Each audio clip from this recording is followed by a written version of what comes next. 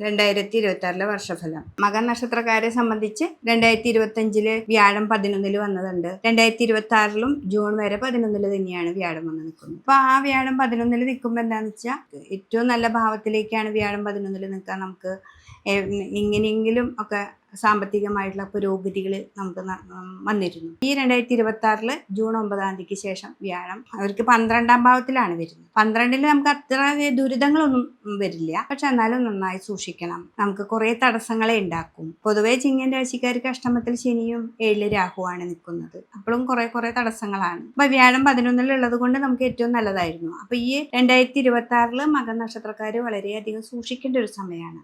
എന്നുവെച്ചാൽ നല്ലൊരു ഫ്ലോയില് നമുക്ക് സാമ്പത്തികമായിട്ട് പുരോഗതിയിൽ നമ്മൾ പോയിക്കൊണ്ടിരിക്കുമ്പോഴാണ് വ്യാഴം 12 വരിക. അപ്പൊ ആ വ്യാഴം 12 വരുമ്പോൾ നമുക്ക് പെട്ടെന്ന് എന്തെങ്കിലുമൊക്കെ തടസ്സങ്ങൾ വരുമ്പോൾ നമുക്ക് ആകെ മനസ്സിന് ടെൻഷൻ ഉണ്ടാവാൻ സാധ്യതയുണ്ട്. ദോഷം വരുമ്പോൾ മാത്രമല്ലല്ലോ ക്ഷേത്ര ദർശനം. അപ്പോൾ വ്യാഴത്തിന് ഇപ്പൊ തന്നെ 2026 തുടങ്ങുമ്പോൾ തന്നെ വിഷ്ണു ക്ഷേത്രത്തിൽ പോവുക, പറ്റത്തക്ക വഴിപാടുകൾ ചെയ്യുക. കർമ്മം എപ്പോഴും നമ്മൾ ശ്രദ്ധിച്ച് പോവുക. എന്തൊക്കെ പ്രതിസന്ധികൾ ഉണ്ടെങ്കിലും നമ്മൾ നമ്മുടെ ജോലി വളരെയധികം നന്നായിട്ട് നോക്കുക. 2026 ജൂൺ വരെയും നമുക്ക് നല്ലതാണ്. ജൂൺ കഴിയുമ്പോഴാണ് നമ്മൾ ഒന്ന് സൂക്ഷിക്കേണ്ട സമയം.